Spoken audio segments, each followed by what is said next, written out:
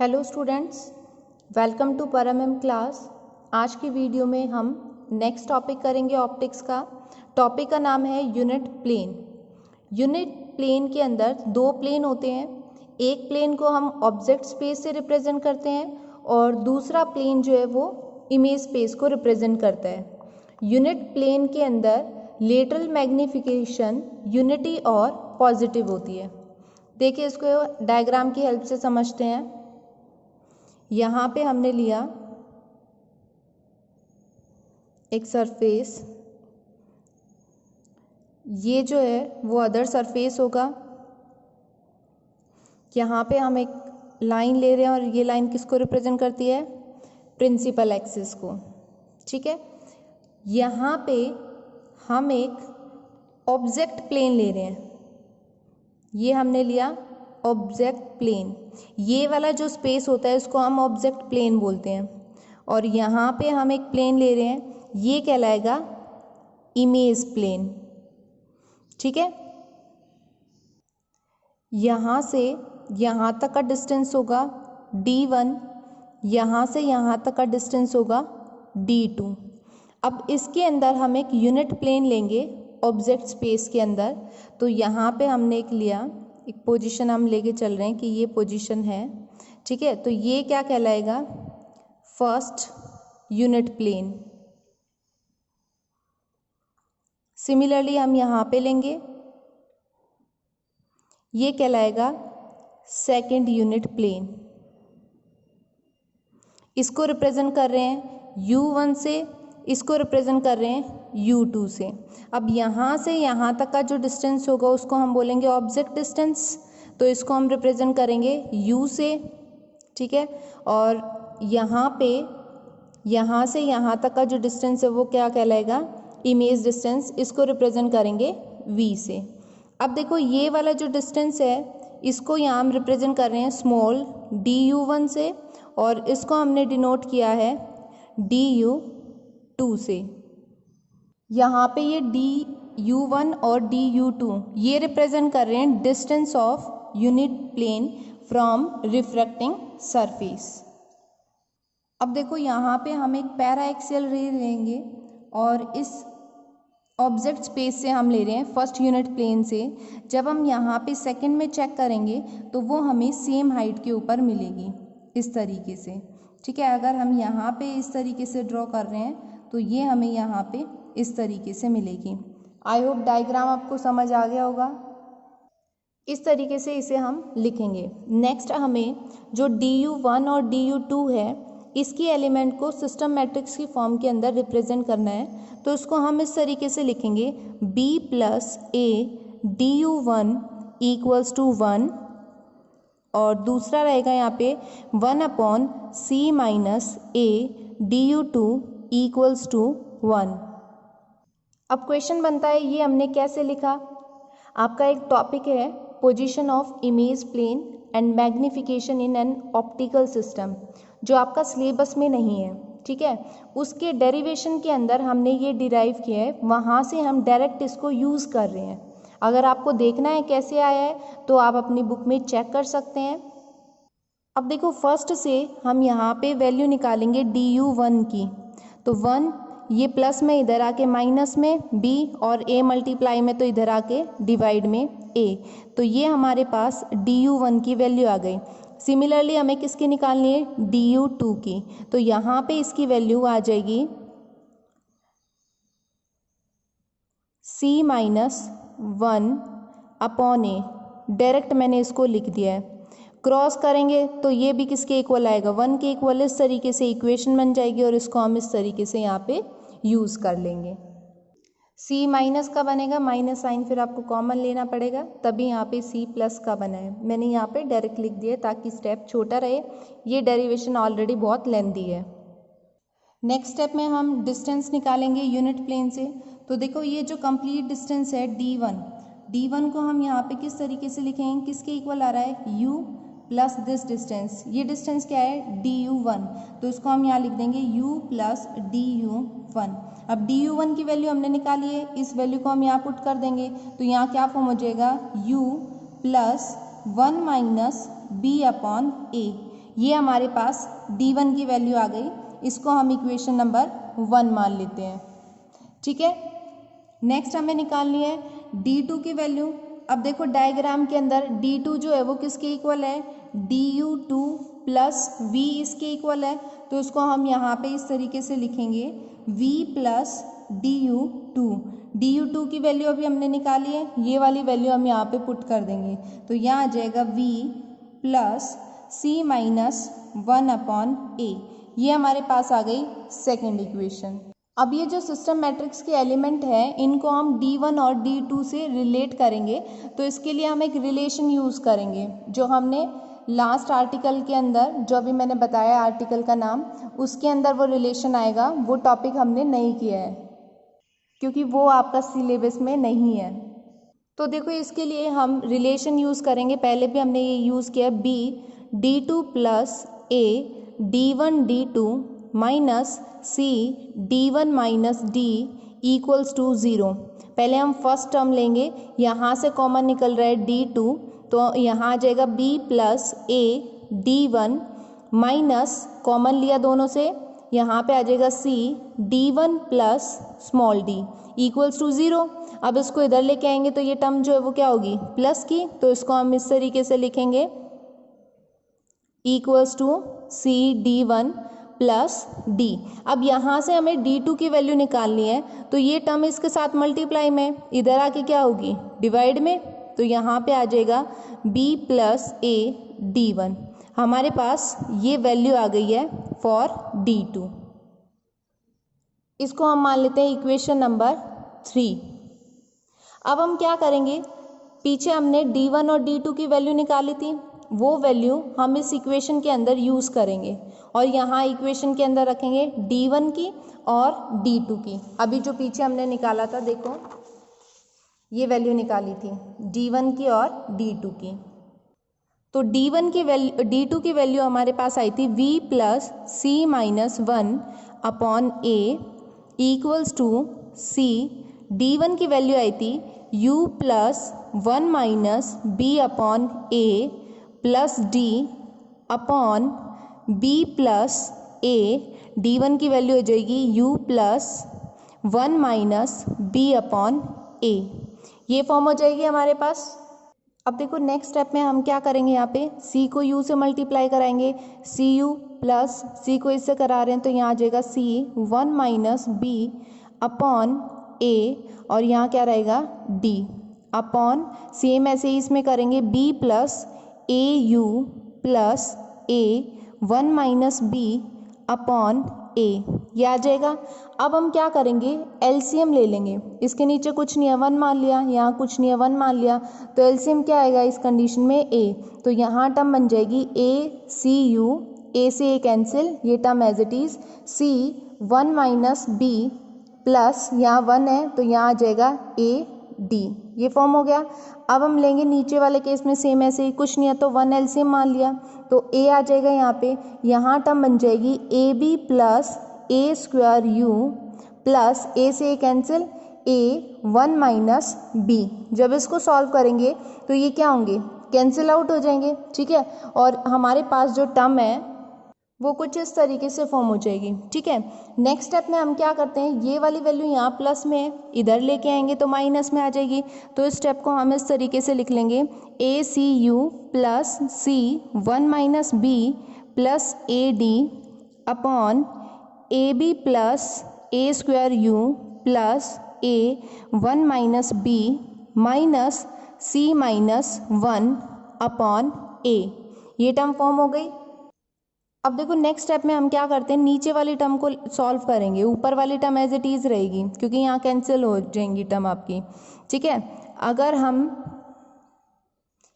यहाँ पे A को 1 से मल्टीप्लाई कराएंगे तो क्या आएगा A, और इससे करा रहे हैं तो माइनस AB, और यहाँ पे क्या है plus AB A square U, तो AB से AB कैंसिल हो जाएगा, तो हमारे पास नीचे सिर्फ ये टर्म बचेगी। ठीक है, तो कुछ इस तरीके से फॉर्म हो जाएगा।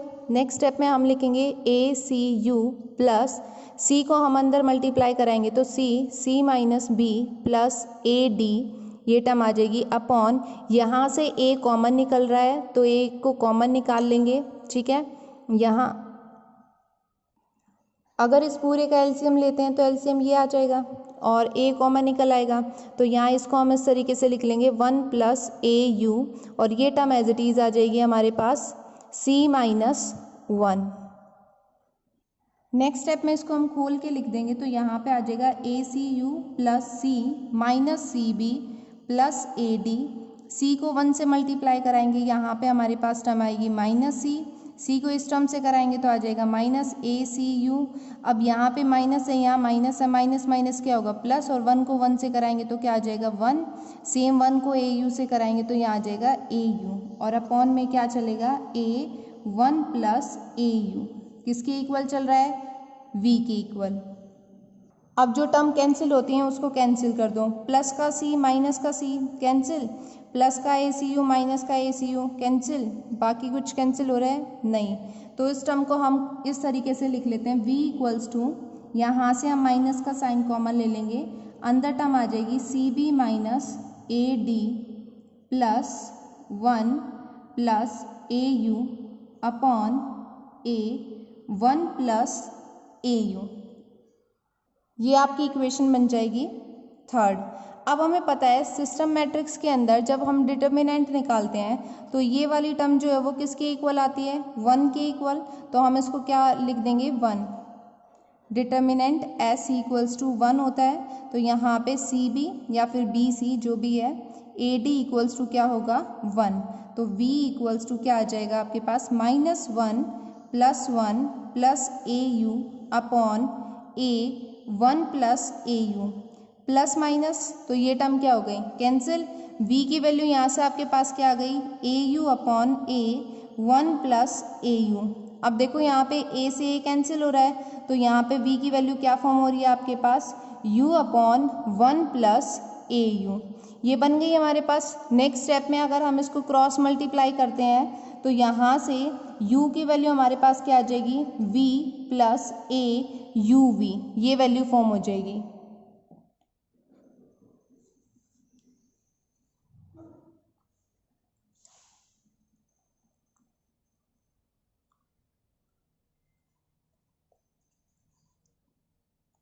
नेक्स्ट स्टेप में अगर a की वैल्यू निकालते हैं तो ये वाली वैल्यू इधर आके माइनस में और ये डिवाइड में हो जाएगा इक्वल्स टू a, इसको हम ऐसे लिख सकते हैं u upon U V minus V upon U V equals to a। u से u कैंसिल, v से v कैंसिल, तो क्या बन गया हमारे पास 1 by V minus 1 by U equals to a। अब ये किसका फॉर्मूला बना है लेंस फॉर्मूला, तो इसको हम किसके इक्वल रख सकते हैं 1 बाय एफ के। ठीक है, दिखाई दे रहा है। इसको हमने नेक्स्ट इक्वेशन कंसीडर कर लिया है। अब देखो सिस्टम मैट्रिक्स केस के लिए हम ये यूज़ करते हैं, तो यहाँ पे पॉइंट को कंपेयर करेंगे, b की वैल्यू ये फॉर्म हो जाएगी, a इसके इक्वल आएगा, d ये फॉर्म होगा और c की वैल्यू हमारे पास ये फॉर्म हो जाएगी। अब थिक केस के अंदर अगर हम du1 इक्वेशन लेके चल रहे हैं जो स्टार्टिंग में निकाली थी 1 माइनस बी अपॉन ए, और इसकी वैल्यू पुट करते हैं तो du1 की वैल्यू हमारे पास कुछ इस तरीके से आएगी, b की वैल्यू ये, तो यहाँ पे ये वैल्यू रख देंगे 1 minus p two t upon mu upon a की वैल्यू हमारे पास यहाँ पे क्या है P1 माइनस है, माइनस यहाँ है तो प्लस हो जाएगा, तो इसको हम इस तरीके से लिखेंगे P1 plus P2 1 minus T upon mu P1, ये वैल्यू फॉर्म हो जाएगी। 1 से 1 कैंसिल हो जाएगा, माइनस माइनस क्या होगा प्लस, तो यहाँ पे आपके पास इक्वेशन बनेगी P2 टी अपॉन, यहाँ से हम म्यू को बाहर ले लेते हैं तो अंदर टर्म बचेगी P1 प्लस P2। मैंने इस स्टेप को डायरेक्ट लिखा है ताकि ज़्यादा लंबा डेरिवेशन ना हो। ठीक है, ये आपके पास फॉर्म हो जाएगा और इसको हम नेक्स्ट इक्वेशन कंसीडर कर लेते हैं, इक्वेशन नंबर 5। सिमिलरली हम du की वैल्यू निकालेंगे। du की वैल्यू जब आप निकालोगे तो इसके लिए क्या यूज़ करेंगे c माइनस 1 अपॉन ए। अब c की वैल्यू ये है, ये वैल्यू यहाँ पे पुट कर दो 1 minus T upon mu P1 minus 1 upon P1 plus P2 1 minus T upon mu P1। देखो ये इस स्टेप में यहाँ से कॉमन नहीं है, P2 अपॉन म्यू है। ठीक है, सिमिलरली स्टेप में करेंगे माइनस ये कैंसिल, तो यहाँ पे हमारे पास टर्म आ जाएगी T P1 साइन चेंज कर लेंगे। ठीक है, mu P1 plus P2 1 minus T upon mu P1, इसको हम इक्वेशन कंसीडर कर लेंगे 6।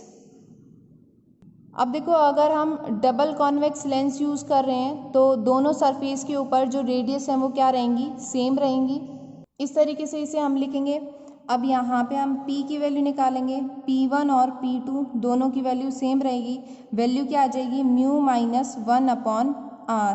ठीक है, जब फर्स्ट कंडीशन के लिए ले रहे हो तो प्लस में चलता है, सेकंड के लिए किस में चलता है, माइनस में।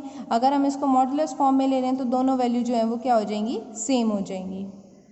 अब देखो ये दोनों वैल्यू हमें इन दोनों इक्वेशन के अंदर यूज़ करनी है, P1 और P2 की जगह रखनी है। जब हम यहाँ पे दोनों वैल्यू को पुट कर रहे हैं तो यहाँ रिजल्ट आएगा। रिजल्ट आपको डायरेक्ट लिखना है क्योंकि डेरिवेशन ऑलरेडी बहुत लेंदी है।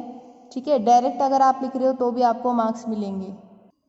du1 की वैल्यू आपकी फॉर्म हो जाएगी यहाँ पे T/μ 2 minus T/r mu minus 1/r, ये वैल्यू फॉर्म हो रही है यहाँ पे। ठीक है, और इसको जब आप आगे सिंप्लीफाई करोगे तो इसकी वैल्यू अप्रॉक्स आएगी T/2 म्यू की, और यहाँ पे T की वैल्यू जो है वो क्या होगी, less than r।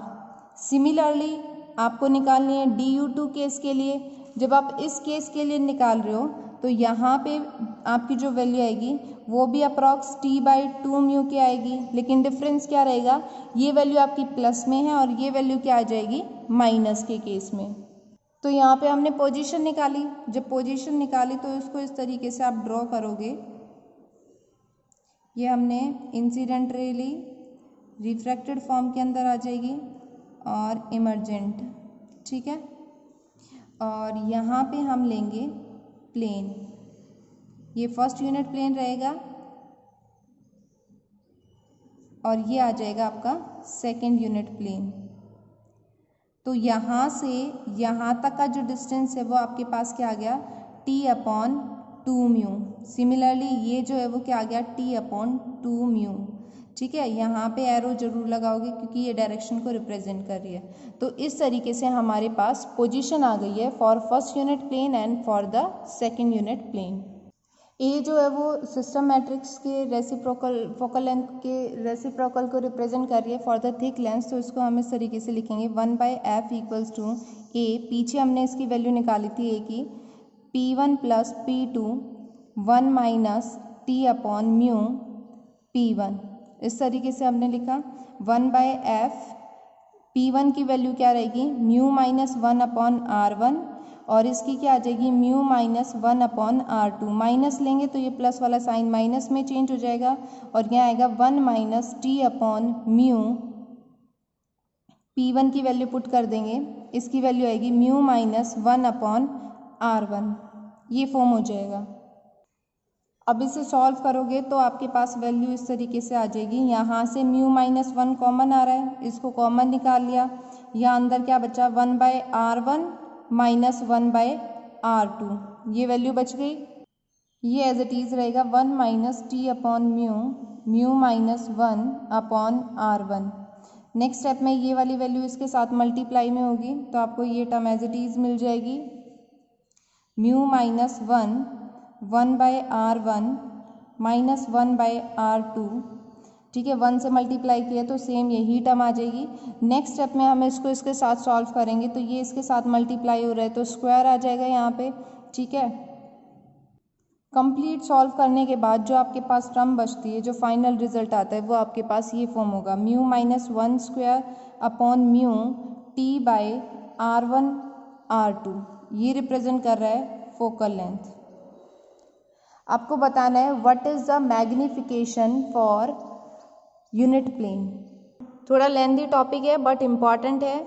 I hope आपको समझ आ गया होगा। अगर आपको कोई भी डाउट है तो आप कमेंट बॉक्स में लिख सकते हैं। Thank you for watching my video.